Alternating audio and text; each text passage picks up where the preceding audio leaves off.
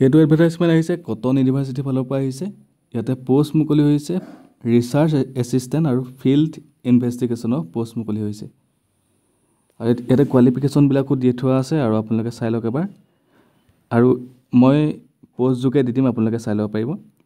ইয়াতে কোৱালিফিকেশ্যন বিচাৰিছে ৰিচাৰ্চ এছিষ্টেণ্টৰ কাৰণে post graduate in social science discipline with minimum percent বিচাৰিছে 55% মিনিমাম পাৰ্চেণ্টেজ বিচাৰিছে। নাম্বাৰ পোষ্ট এটা আছে। ফিল্ড ইনভেষ্টিগেটৰৰ কাৰণে বিচাৰিছে post graduate in social science লগতে 55% মাৰ্কছ থাকিব লাগিব। এটা আছে ভেকেঞ্চি। আৰু আপোনালোকে পোষ্ট যোগেও পঠাব পাৰিব, লগতে আপোনালোকে ইমেইল যোগেও পঠাব পাৰিব আপোনালোকৰ CV খন।